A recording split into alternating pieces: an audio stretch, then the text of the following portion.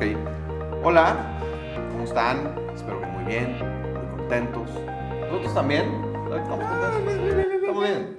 Andamos. Bien. Ya se acabó enero. Es como cuando dicen andamos. Como que enero a mí siempre me da como flojería, como que, No, está chido. A mí sí me gusta. A mí me gusta enero porque arrancas nuevo, arrancas fresco, Sí. arrancas así con muchas ganas de... A mí como que febrero como que ya es como que, ya. O sea, tú eres de arrancar tarde. Como que te levantas a las 11. Sí, yo arranco tarde, pero rebaso. Ajá. Sí, claro, obviamente, Caballo, obviamente. que es como caballo que alcanza gana, ¿no? Ese es el punto. Pues Yo todavía soy- no hemos ganado, Y yo que papá, soy un sí. pura sangre. Entonces, Oye, pues bueno. No, enero a mí me gusta porque sí es año, es mes de como hacer un refresh de todo lo que traes del año pasado y entrarle con los puntos principales a los golpes, ¿no? Sí, sí, es cierto, pero como que la mitad de enero, la primera mitad como que todo es como que... Y anda lentón, raro. anda todavía con mucha gente con el letargo. Pero tú, yo me acuerdo que era 2 de enero, ya querías hablar de chamba. Pues y no cayó el sacabas, lunes, espérate, ya era 2 de enero, lunes. 2 de enero, Ya, tranquilo. el 2 de enero ya era lunes. No, ya, es más, tú entre fiestas me estabas, ay, es 27 de diciembre, hay que No, no es juntarnos, cierto, espérate. no es cierto. No, claro que sí. Es cierto. Claro que sí, No, estábamos en 27 Chihuahua y de tú decías, diciembre. hay que juntarnos No para le ir. digas a mi Digo, esposa porque así, no ya te- estaba trabajando. el No chavo". te quiero ver, güey. Ya sé, sí me di cuenta. No te Gracias, quiero gracias. ver. No podemos pasar ni siquiera una festividad. Oye, bueno, ¿de qué vamos a platicar hoy? Oye, creo que es muy importante platicar de un tema que nosotros hemos sufrido mucho. Sufrido, pero también nos ha Calvicie. beneficiado. Vamos a hablar de la alopecia. Nos ha generado mucha calvicie. Uno de los tantas cosas. Que obesidad mórbida. Que es... ¿Qué es? Los Bueno, dientes yo me acabé los dientes. chiquitos. Tú no, tú muestra tus dientes. Muestra tus dientes. Esos Ya no dientes los son quiero mostrar tanto. Dientes nuevos. Sí, Impresionante. Una Es un calidad ajustito, no son dientes, son ajustitos. impresionante. Son ajustitos, pero vamos, Ahí, que para que sí sí. son Sí, sí. carillas. ¿Cómo O es? sea, pues no estoy seguro. ¿cómo Carillas, le- ¿no? Yo no estoy seguro qué hizo el doctor, pero bueno. Bueno, pero Se ve bien mejor, tono, te ves se ve mejor, bien te ves tono, mejor. sí. Antes no se te veían los dientes. Sí, ¿no? sí, sí. Es como yo sonrío y no se me ven los dientes. Sí. Es impresionante.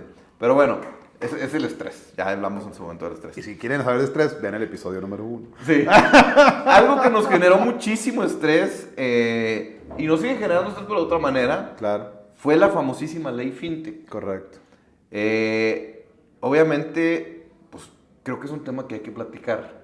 Y que es un tema que hay que platicar, que nos platiques, porque yo sí creo que tú eres de los mayores conocedores de la ley FinTech en México, sin entrar quizás en el tema tan técnico, pero tú te aventaste todo el proceso de autorización prácticamente solo con tu equipo. Fuimos de las pocas empresas en todo México que no contratamos un despacho externo para todas estas primeras etapas que fueron las más arduas y las más largas y las más tediosas. Yo sí pensaba que no íbamos a salir. Tú Hombre de poca fe. Y bueno, lo logramos, pero a ver, entremos en el tema. Y después, ¿qué te parece si hablamos de las diferencias entre invertir en una empresa regulada y no regulada? Claro, ¿no? claro. De la importancia que cobra esta ley, ¿no? Digo, tratando de no hacerlo muy tediosote o así, muy legaloide, la ley FinTech, porque se cacareó mucho hace un par de meses o años, se platicaba mucho sobre la ley FinTech y la ley FinTech, y muchas veces no alcanzábamos a entender por qué, ¿no? O qué era la ley FinTech como tal. Y se platicaba mucho sobre la ley FinTech porque desde hace unos años para acá, unos 3, 4 años para acá, empezaron a surgir modelos novedosos, generalmente existentes en línea o en medios electrónicos, en donde podías hacer pues, ciertas transacciones. Empezaron a hacer estas wallets, ¿no? Donde tú podías tener tu dinero digital y no propiamente en un banco, sino lo tenías en una nube o en cosas así raras.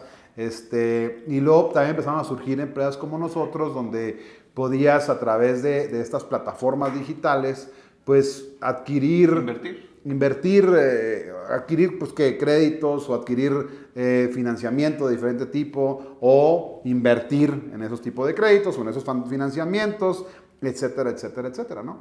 Entonces, la ley FinTech es una cosa curiosa que se hizo en México. ¿Y por qué curiosa? Porque fuimos punta de lanza a nivel mundial. De las pocas cosas, ¿eh? Esto es de las primeras, de las pocas cosas en las que somos novedosos. A nosotros que como, nos han mandado como país, ¿no? A nivel regulación. Oye, a o a nosotros nivel nos han ley. buscado muchos países para llevarse Snowball, ¿no? O como franquicia, o que, oye, vénganse para acá.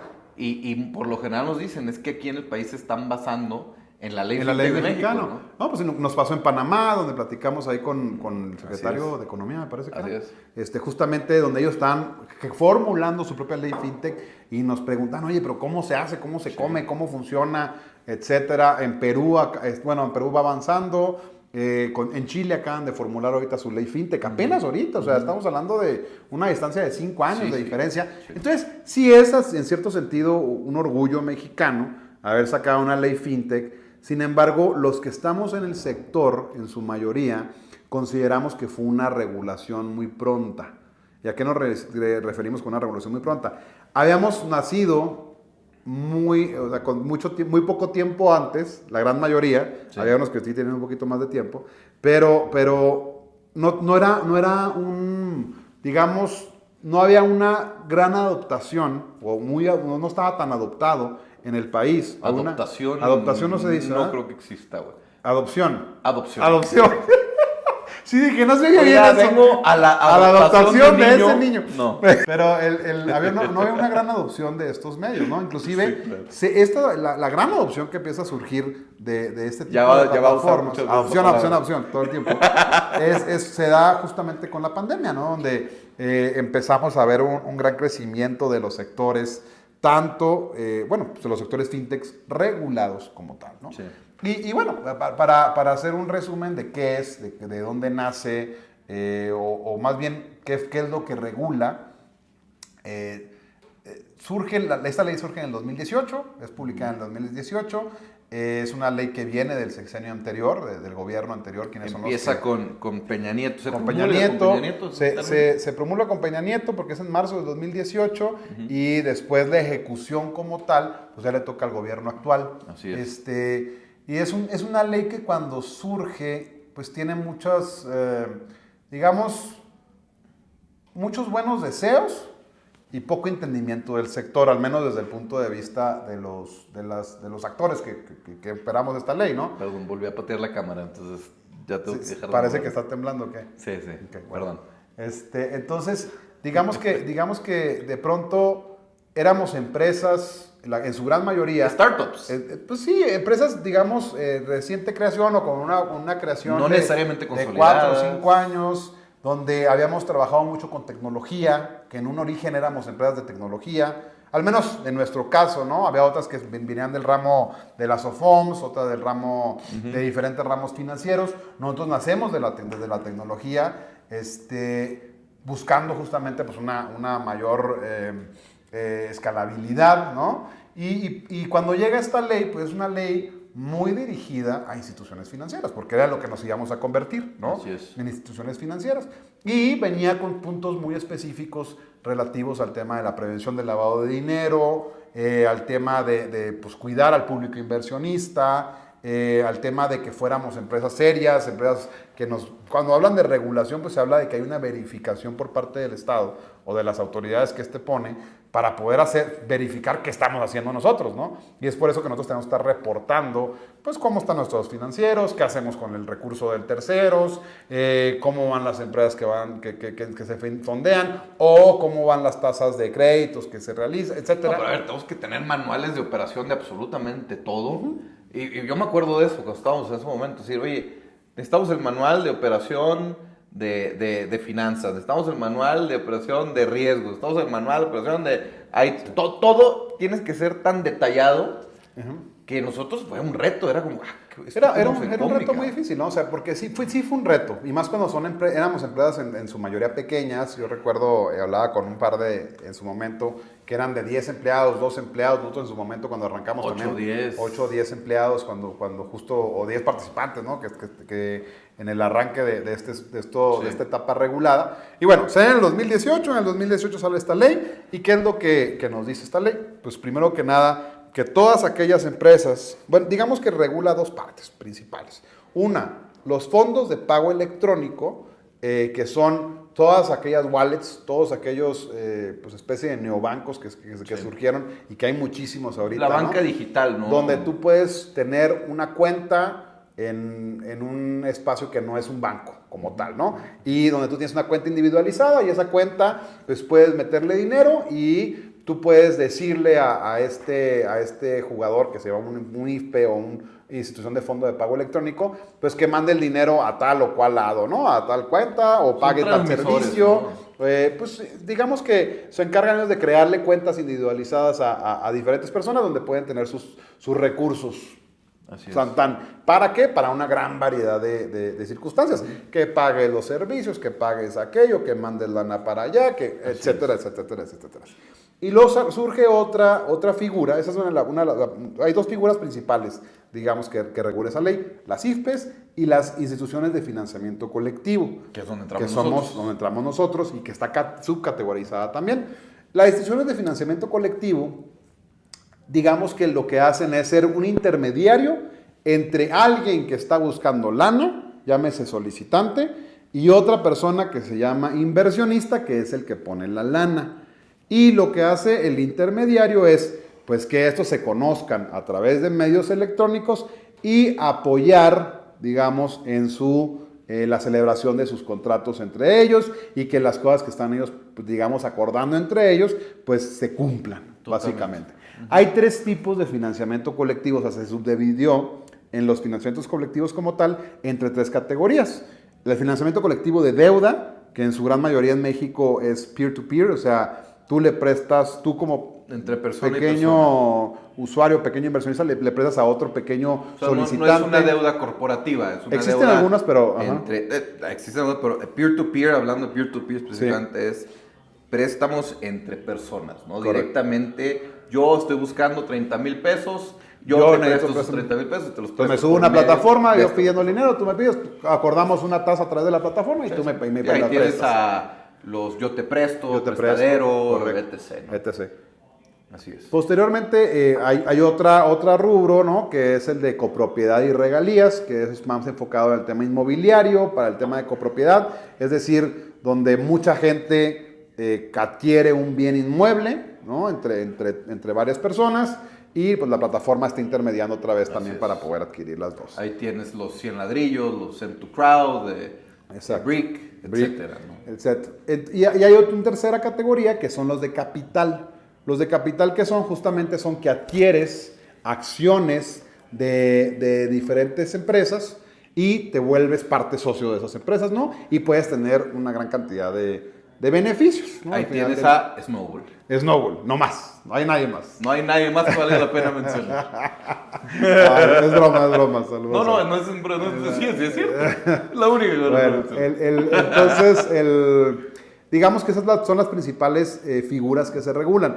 Existen evidentemente muchísimas otros tipos de empresas tipo fintech, pero que no están reguladas. O sea, y no que no estén reguladas, sino que su figura o sus formas, o sus servicios, su prestación, no entra dentro de la regulación, entonces no tienen que estar reguladas. O sea, existe, por ejemplo, empresas que se dedican a revisar cómo gastas tus finanzas y qué es lo que haces con ellas, y te dan administración, digamos, o te dan resúmenes de esos tipos de finanzas. Esos no necesitan estar regulados porque no hacen este tipo de operaciones. No hay captación. Ni te dan una cuenta, no te dan una cuenta individualizada, ni te dan una posibilidad de invertir. El punto más importante, diría yo, que regula la ley fintech son a las fintechs que captamos dinero, que captamos recursos. Como intermediarios, pero captamos recursos, ya sea para inversión, ya sea para ahorro, ya sea para yo te diría que más que captamos, intermediamos entre los recursos de terceros. Totalmente. Así básicamente, ¿no? Hay muchos otros fintechs que pueden crear soluciones, pero que no necesariamente entran en la ley fintech, ¿no? Y bueno, y ahora, digamos que al final del día, del 2018, lo que se salió, surgió, digamos, empezamos en 2018, marzo, para septiembre salieron las disposiciones generales que vienen por parte de la Comisión Nacional Bancaria de Valores, y es donde arranca, digamos, el lanzamiento de salida, es decir, todas aquellas empresas que quieran operar este modelo tienen que venir a solicitar autorización. Así es. Todas aquellas empresas que estaban haciendo este modelo antes del surgimiento de la ley, les vamos a dar, digamos, un salvoconducto intermedio que se llama el octavo transitorio, que si tú estás haciendo esas operaciones tienes un año, hasta 2019, septiembre de 2019, para que solicites tu autorización. En el Inter puedes continuar operando, pero digamos, era un momento ahí medio crucial para nosotros y qué bueno que nos dio en ese año, porque pues donde... es que si no, a ver, si de por sí se ahorcó el mercado o el rubro, porque fueron muchísimas empresas. A ver, de capital éramos 5 y quedaron 3. 6 éramos 6, ¿no? 6 y quedamos 3. Y eso sin contar las que no entraron. Porque contar, las que entraron a autorización éramos 6. O sea, digamos, no nos daban ese año y cerrábamos todas. Y ahorita todavía han caído algunas, ¿no? O sea, han seguido, digamos que sí ha sido un proceso muy, muy complejo y mucho de adaptación también por parte de nosotros y de conocimiento por parte de la autoridad. No, a ver, pero es que ese es el punto. O sea, nosotros somos una startup enfocada en generar tecnología, enfocada en generar soluciones. 8 o 10, somos en ese momento, ¿no? 8 a 10 personas y de pronto llega una ley y te dicen, ¿dónde está tu departamento de riesgos? Ah, cabrón. ¿Qué es eso? Riesgos. Oye, ¿dónde está tu oficial de cumplimiento? Ah, cabrón. Pues no tenemos. O sea, y eso fue haciendo que creciéramos y creciéramos y creciéramos y creciéramos. Claro. Hoy en día tenemos más de 40 empresas personas operando en Snowball. 50, sí. Y al final de cuentas fue el gran reto, ¿no? Y es lo que provocó la ley FinTech. Yo, a mi parecer, creo que México es uno de los países más seguros para invertir en financiamiento colectivo. ¿Por qué? Porque tenemos una de las leyes más complejas y más estrictas. Y completas, fíjate que pasaba algo muy que de repente a lo mejor en su momento nosotros lo vimos como una carga, evidentemente, porque tienes que meterte en temas de regulación. Sí. Como dices tú, pues hay rubros que uno está enfocado en el tema de tecnología, nosotros teníamos mucha autorregulación legal, financiera y digamos en ese sentido, pero cuando ya entras en este mundo, pues hablas ya de temas de prevención del lavado de dinero, ¿no? En la identificación plena del cliente, de quién es la persona que está del otro lado,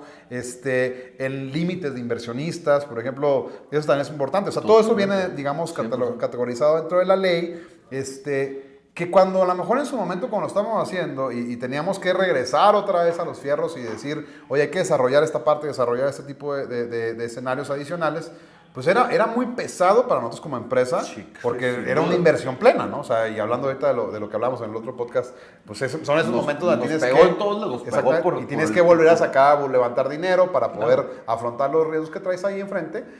Pero ahorita, al día de hoy, cuando de repente te voltean a ver de un Panamá, un Perú, un Chile, un Argentina incluso, Colombia, que no nos ha dado mucho ganas de entrar ahí todavía, Estados Unidos, y Estados Unidos ahí es uno de los que quiero poner un punto importante.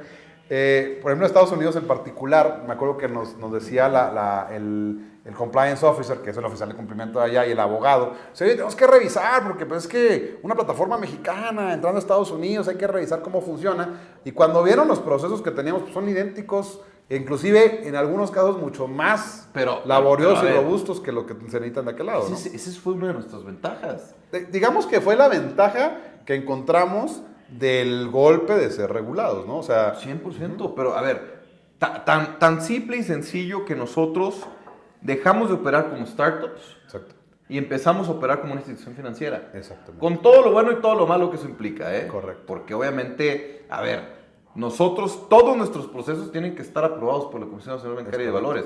Nosotros... y son susceptibles de revisión. Nuestro due diligence es pues el proceso de revisión y de análisis de una empresa. De debida diligencia. ¿Cómo es? Debida diligencia. Debida diligencia. O sea, no vas a decir adopción, pero sí vas a decir debida diligencia. Debida diligencia. Y no se me traba la lengua. Muy bien, impresionante. Pero a ver, hazlo porque es debida diligencia. Pues como español. Ya no veo madrileño. Impresionante. Todos esos procesos que nosotros llevamos a cabo para evaluar una empresa, para aprobar una empresa, para recibir inversión, todo fue debidamente revisado, arduamente revisado por la autoridad, y nosotros no podemos improvisar nada. Es más, hoy estamos por sacar nuestra app y la autoridad nos tiene que decir, reviso, y luego la lanzas. Pero fíjate que es un punto muy importante. Y ahorita hablando del segundo punto que querías platicar, del tema de por qué invertir en empresas reguladas y no aventarte como el Borras en empresas no reguladas, es porque justamente hay un seguimiento por parte de la autoridad de qué es lo que haces y qué es lo que no estás haciendo. Es decir, al menos las que pasamos la autorización, que básicamente duró 3 años en recibirse esa autorización. Que ojo, nosotros recibimos nuestra autorización en el 2021, en julio del 2021. Sin embargo, no ha sido publicada que estoy así. Estamos a unos días. A mí me dijeron ya algo ahí, espero yo que sí, espero ya. ¿Qué te dijeron? Que ahí viene. Que ahí viene. No vas a decir más. Cada rato me dicen, pero ahí viene, que ahora sí ya viene, No estamos vas a así. decir más. Pero bueno, la publicación en el diario oficial, digamos que desde el primer momento donde presentamos nuestra solicitud hasta este momento, han pasado más de 3 años. Más de 3 años. Y no ha sido un tema de nosotros, ni que por qué no hemos dado seguimiento, o de la misma autoridad. Es que es un proceso tan complejo, donde era un sector tan novedoso, con poca adopción, como lo decíamos ahorita, poco conocimiento de los medios, de la autoridad para nosotros y de nosotros para el tema regulatorio, que fue un choque de culturas brutal, que tardamos 3 años, vamos a tardar 3 años o poquito más de 3 años para que todas las que estábamos en el octavo ya estemos ahora sí en piso parejo, en donde ya no hay empresas que se encuentran operando sin estar debidamente reguladas. Totalmente. Y oye, me da risa que estamos hablando de eso y me escribe justamente Héctor, que es una persona importante aquí en la empresa. Y me dice, oye, solo para comentarte que ya recibí respuesta de la Comisión Nacional Bancaria de Valores a esta denuncia, porque nosotros denunciamos a una empresa que estaba captando de manera ilegal. Y me dice, confirmaron que iniciará el proceso de investigación, etcétera. Entonces, o sea, ¿a quién denunciaste? A unos cuates que estaban... No digas, no va a ser que después nos apedreen el rancho acá. A unos cuates que estaban captando para taquerías. Pues, ¿cómo, cabrón? ¿No? Sí, claro. Y a ver, nosotros obviamente tratamos de estar pendientes y ver, a ver, esto no tiene razón de ser y punto. Sí. Pero también hay que decirle a los inversionistas, o sea, la respuesta clásica de, sí, somos una SAPI y podemos captar inversión. No, eso no es cierto. O sea, una SAPI la puedes constituir con 15,000 pesos. Y no tienen ni... Y punto, no te da... Y a ver, ese es un punto importantísimo, ¿no? O sea, la SAPI es un tipo de sociedad mercantil. Es un tipo de sociedad. Punto. Claro. Que donde tú tienes socios, nada más que se llama... de un nombre muy fancy que le pusieron por ahí, nace de la ley del mercado de valores, nace de la ley del mercado de valores, porque es una SAPI, las SAPI se crean con la intención de que sea el paso o la antesala de hacer una sociedad bursátil. Sí, claro. O sea, ese es como totalmente. Buscando que obviamente, o con 100%. La intención de que más empresas llegaran al mercado bursátil, que se me hace que ha sido al detrimento. Pues, una sociedad anónima promotora de inversión. Promotora de inversión, entonces oye muy bonito, ¿no? Entonces, y cuando tú no sabes cómo está la cosa, pues con eso te bailan, ¿no? O sea... No, y es la típica respuesta de una empresa fraudulenta. Sí, claro que podemos somos una SAPI. Pues sí, pero eso no te... Perdóname, eso lo puede hacer cualquier fulanito de tal. No, pero espérame, y hay un tema muy importante ahí, hablando de leyes, ahorita que hablamos. Las APIs pueden hacer, hay un tema que se llama la oferta pública y la oferta privada, que también viene en la ley de mercado de valores, y a la cual sí se someten las APIs. Es decir, tú tienes un número máximo de oferta que puedes hacer o invitación que puedes hacer a determinada cantidad de personas para que se vuelvan socios tuyos. Evidentemente, una publicación en medios masivos, como es el Internet, está fuera completamente de esa oferta. O sea, si llegas a más de 99 personas, ya estás fuera, así de sencillo, ¿no? A ver, hay empresas, existieron y existen empresas que te dicen, yo te ofrezco el 10% mensual. Sí, claro. Y soy una SAPI, y pues no es otra cosa que una burbuja enorme que va a terminar estallando. Y ahora, ¿por qué las denuncias? ¿Por qué las denunciamos nosotros? Pues porque evidentemente golpean directamente al sector de la inversión. Y no nomás porque nosotros no queramos dejar de hacer negocio, sino porque evidentemente si la gente empieza a tener desconfianza en los tipos de productos de inversión regulados, vamos a poner un freno a la inversión en empresas, en el capital de riesgo, y vamos a poner un freno a lo que hablábamos del crecimiento económico en otros podcasts. Es decir, si nos enfrascamos en buscar, porque también hay un tema de ambición en algún sentido, es decir, voy a ganar 13% mensual, que es una locura. Encontraste el negocio del siglo. No existe, pero no existe, ¿no? Digo, hay quien lo ha pagado, pero lo paga nomás un ratito ya. Pero si te vas por esos caminos, primero que nada, tu dinero no es productivo. Digo, en Chihuahua tuvimos un caso muy famoso. Sí, está terrible el Aras, ¿no? Pues platicábamos ahí en la entrevista. Es que todo el mundo invirtió en esa cosa. Pero, nos hablaban, nos decían, voy a invertir Oye, en las... pero es que, inviertas aparte ahí, las no inviertas. promociones que tenían, un amigo doctor me dijo, porque le estaban ofreciendo el 10, era lo que ofrecían normalmente ahí, ¿no?